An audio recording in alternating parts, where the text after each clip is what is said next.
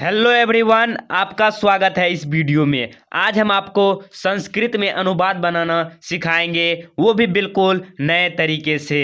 तो आज का वीडियो कुछ खास होने वाला है। रुकिए जरा, आप चैनल को अभी सब्सक्राइब मत कीजिए, क्योंकि आप वीडियो को पूरी देखिए और देखिए कि आपके अंदर इस वीडियो को देखने से क्या इम्प्रूव हुआ है, क्या इससे कुछ सीख मिली है। अगर सीख मिली है तो आप अपना प्यार देने के लिए इस चैनल को सब्सक्राइब कर सकते हैं। तो चलिए शुरू करते हैं। संस्कृत में अनुवाद बनाने से पहले आपको कुछ टर्म को ध्यान में रखना होगा, जो होते हैं पुरुष, प्रथम पुरुष, मध्यम पुरुष, उत्तम पुरुष। तो पुरुष जो होते हैं, प्रथम पुरुष, मध्यम पुरुष, उत्तम पुरुष, इसे क्या किससे कहते हैं, क्या है ये, इसे समझने के लिए आप इस तरह से समझ सकते हैं। देखिए, बोलने वाले को उत्तम पुरुष कहते हैं, सुनने वाले को मध्यम पुरुष कहते हैं, और जिसके बारे में कहा जाए उसे प्रथम पुरुष कहते हैं। जिस तरह से हम आपको अभी पढ़ा रहे हैं, तो हम आपको अभी पढ़ा रहे हैं, तो हम जो हैं उत्तम पुरुष हो गए, और आप पढ़ रहे हैं, सुन रहे हैं, तो आप मध्यम पुरुष हो गए। और जो इस वीडियो को नहीं देख रहा है, वह रोहन, सोहन, मोहन, वह इस वीडियो को नहीं देख रहा है, तो वह प्रथम पुरुष के अंतर्गत आ जाएगा। और वचन में होते हैं, जिससे गिनती का बोध हो उसे वचन कहते हैं। जिससे एक वचन, जिससे एक का बोध हो उसे एक वचन कहते हैं। जिससे दो का बोध हो उसे द्विवचन कहते हैं। जिससे तीन का बोध हो उसे तीन या तीन से अधिक या दो से अधिक का बोध हो उसे बहुवचन कहते हैं। प्रथम पुरुष में सह मतलब वह होता है। यह पुल्लिंग के लिए हम आपको बता रहे हैं कि सह मतलब वह, तव मतलब वे दोनों, ते मतलब वे लोग होते हैं। और देखिए स्त्रीलिंग, देखो प्रथम पुरुष में स्त्रीलिंग और पुल्लिंग दोनों होता है। जैसे वह जाता है तो सह गच्छति, उसका अनुवाद आप पुल्लिंग की तरह बोलेंगे। अगर कहेंगे वह जाती है तो आप इसमें कहिएगा सह गच्छति, तो गलत हो जाएगा, क्योंकि इसमें होगा सह गच्छति, आकार लग जाएगा इसमें। और देखिए द्विवचन में वे लोग, वे दोनों के स्थान पर ते हो जाएगा, तो इसमें ते, और ते वे लोग, इसमें ते होता है तो इसमें ता होता है वे लोग में, स्त्रीलिंग में। और मध्यम पुरुष के एक वचन में त्वम होता है, त्वम का मतलब तुम, और द्विवचन में युवम होता है, तुम दोनों। द्वि मतलब दो का बोध हो रहा है, तो तुम दोनों, युवम मतलब तुम दोनों, और यूयम तुम लोग। और उत्तम पुरुष में आ जाएगा एक वचन में अहम, मैं, आबम हम दोनों, वयम हम लोग। एक बार रिपीट कर देते हैं। प्रथम पुरुष एक वचन में सह मतलब वह, तव मतलब वे दोनों, ते मतलब वे लोग। और स्त्रीलिंग में सह का मतलब वह स्त्रीलिंग के लिए, ते वे दोनों स्त्रीलिंग के लिए, ता बहुवचन में वे लोग स्त्रीलिंग के लिए। मध्यम पुरुष एक वचन में त्वम का मतलब तुम, द्विवचन में युवम का मतलब तुम दोनों, और यूयम का मतलब तुम लोग। और उत्तम पुरुष के एक वचन में अहम का मतलब मैं, द्विवचन में आवाम का मतलब हम दोनों, और वयम का मतलब हम लोग होता है। संस्कृत में जो है अनुवाद वह लकार के माध्यम से बनता है। जिस तरह से आप इंग्लिश में टेंस के माध्यम से कुछ अच्छे अच्छे सेंटेंस बनाते हैं, उसी प्रकार संस्कृत में लकार पढ़ते हैं और हिंदी में काल। तो हम लकार पढ़ेंगे, और लकार जो है किसे कहते हैं, तो लकार हम किसे कहेंगे, तो क्रिया के भिन्न भिन्न रूपों को लकार कहते हैं। जैसे मैं जाता हूँ, मैं पढ़ता हूँ, वह पढ़ रहा है, वह भविष्य में इंजीनियर बनेगा। इसमें देख लीजिए कि कोई काम हो चुका है, कोई काम चल रहा है, जा रहा है, आ रहा है, कंटिन्यू है, और भविष्य में होगा। तो यहाँ पर क्रिया भिन्न भिन्न रूप में हो रहा है, जिस कारण से हम कह सकते हैं कि जब क्रिया भिन्न भिन्न होगा तो उसी को लकार कहते हैं। संस्कृत में जो है लकार 5 प्रकार के होते हैं। लट लकार, लोट लकार, लिट लकार, विविधिंग लकार और लंग लकार।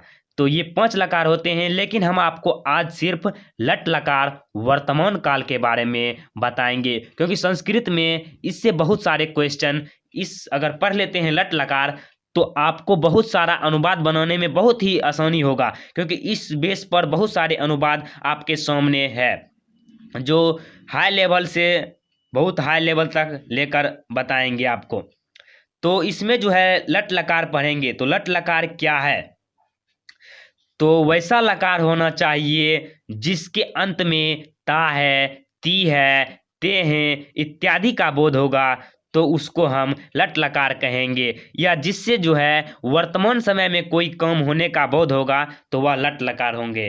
तो जिस तरह संस्कृत में जो है इसका प्रत्यय होता है और इंग्लिश में तो सब्जेक्ट, इसका रूल होता है, लेकिन संस्कृत में इसका एक प्रत्यय होता है जिसको आपको धातु पर लगाकर धातु रूप बनाइएगा, जिसके अंत में जो ता है ती है लगा रहता है उसको आप धातु रूप में लिखना है। तो चलिए उसे भी जान लेते हैं।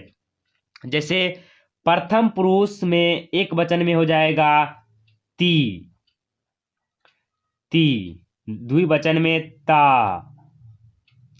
और बहुवचन में अंति। आपको ऐसे ती ताह अंति। और मध्यम पुरुष एक वचन में हो जाएगा सी, था, थ, सी था थो। और देखिए उत्तम पुरुष एक वचन में हो जाएगा आमी आवा आमा, आमी आवा आमा। ये हो जाएगा, आपको इसको ध्यान में रखना है। आप एक बात सोचते होंगे कि इसका उपयोग क्या कहाँ कहाँ होगा। तो जैसे आपको दे देगा, जिस तरह से यहाँ पर हम आपको धातु रूप बता देते हैं, जैसे पठ, पठ मतलब होता है पढ़ना, इस पर कहेगा धातु रूप चलाने के लिए गच्छ, मतलब जाना होता है, कह देगा इस पर आप रूप चलाइए। तो आपको कैसे चलाना, जैसे गच्छ पर कर देगा तो इसमें अगर हलंत लगा होगा तो हलंत को हटाकर ये सभी प्रत्यय को उसके अंत में आपको जोड़ देना है। तो हो जाएगा गच्छती गच्छता गच्छन्ति, गच्छी गच्छत गच्छत, गच्छामी गच्छावा गच्छामा। जिस तरह हम बना देते हैं इसी में आपको लगा देना है यहाँ पर, जैसे गच्छ, गच्छती, सिर्फ आपको गच्छ लगा देना है।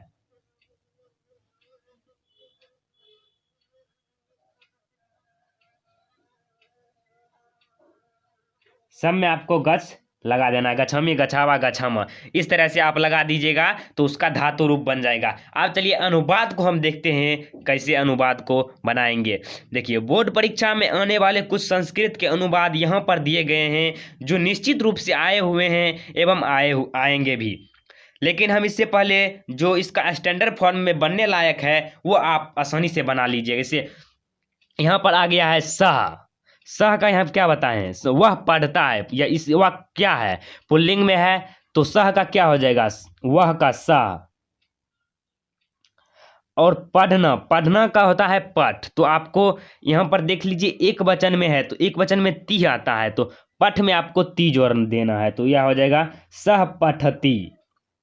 अभी बहुत सारा अनुवाद कराएंगे, आपको क्लियर हो जाएगा।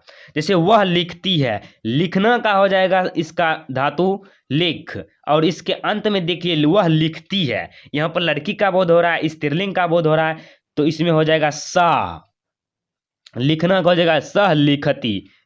देखिए इसमें ती कहाँ लगा लिखती में, क्योंकि जो है यह प्रथम पुरुष एक वचन के अंतर्गत आता है। आपको इसको याद कर लेना होगा, जिस कारण से आपको अनुवाद बनाने में बहुत आसानी होगी। जैसे मैं आम खाता हूँ, अहम आमरम खादामी, आम का होता है आमरम, तो देखिए यह कौन है, उत्तम पुरुष एक वचन में आ गया, तो अहम, अहम हलंत आपको लगाना भूलना नहीं है, अहम आमरम, अहम आमरम खादामी, अहम आमरम खादामी। देखिए खाना का होता है इसमें, ये हो जाएगा लिखना का, देखिए खाना का हो जाता है इसमें खाद, खाद हो जाता है। तो देख लीजिए मैं कौन वचन में है, उत्तम पुरुष में और एक वचन में है, तो इसमें आमी लगा रहा है, जिस कारण से हम खाद में आमी लगा दिए हैं, तो हो गया है खादामी, अहम आमरम खादामी। आप इस तरह से बनाइए इसे। मैं घर जाता हूं, अहम गिरियम, घर का होता है अहम गिरियम, और गच्छ, गच्छ मतलब जाना, तो इसमें क्या लग जाएगा, आमी लगेगा, गच्छामी, अहम गिरियम गच्छामी, मैं घर जाता हूं,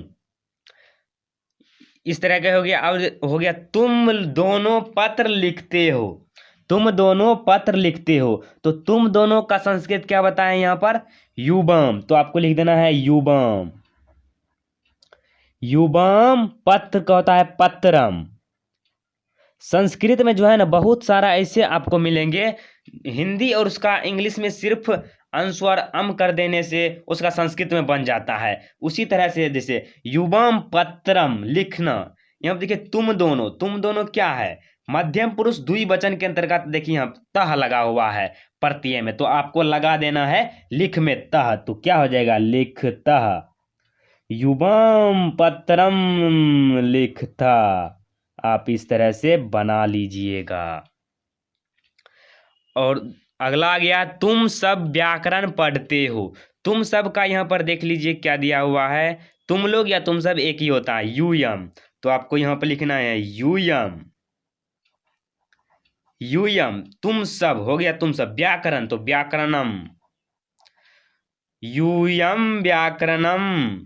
और पढ़ते हैं तो पठ हो जाता है इसका धातु रूप, तो इसमें लगा देना है पठ। पठ लगा दी, धालन हट जाएगा इसमें। अब देखिए ये मध्यम पुरुष बहुवचन में है, तो इसमें क्या लगा है? यहाँ पर तह लगा है, सिर्फ तह, तो इसमें लगा देना है यूयम व्याकरणम पठत। इस तरह से बना दीजिएगा। और आप आते हैं स्टैंडर्ड हाई लेवल वाला, जो बोर्ड एग्जाम में पूछे जाते हैं, उसका अनुवाद बनाने में। से गंगा हिमालय से निकलती है, तो यहाँ पर क्या हो जाएगा? जब भी हिमालय से लगा रहेगा तो हिमालयात लिख दीजिएगा, उसमें यात लगा दीजिएगा जब भी से सेंटेंस में दिखेगा। जैसे गंगा हिमालय से निकलती है, गंगा हिमालयात,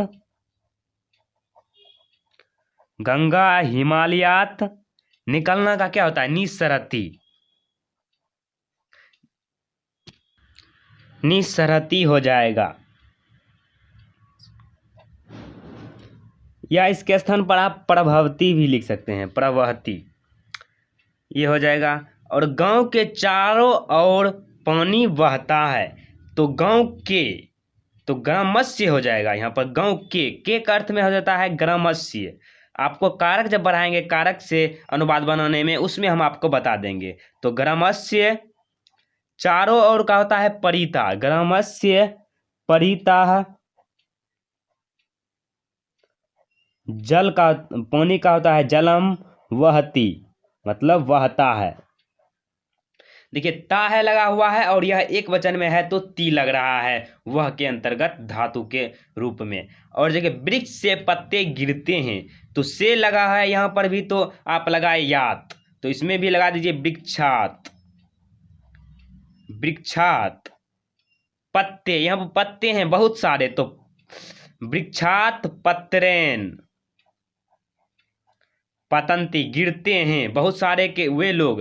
जैसे इसमें भी बहुवचन में आ गया है, एक प्रथम पुरुष के बहुवचन में, तो बहुत सारे गिरते हैं, इसीलिए पतंती। पत होता है गिरना, तो इसके अंत में लगेगा अंति, तो पतंती। वृक्षात पत्रेन पतंती। विद्वान सब जगह पूजे जाते हैं, तो विद्वान सब जगह पूजे जाते हैं। विद्वान सर्वत्र, सब जगह का होता है सर्वत्र, पूजे जाते हैं पूज्यन्ते। विद्वान सर्वत्र पूज्यन्ते, क्योंकि सभी जगह पूजे जाते हैं, यहाँ पर अनेकों जगह का बोध हो रहा है, इसीलिए अंति लग गया है इसके अंते। मुझे संस्कृत अच्छा लगता है, अनुवाद होगा मह्यम संस्कृतम रोचते। अच्छा लगता है का रोचते होगा।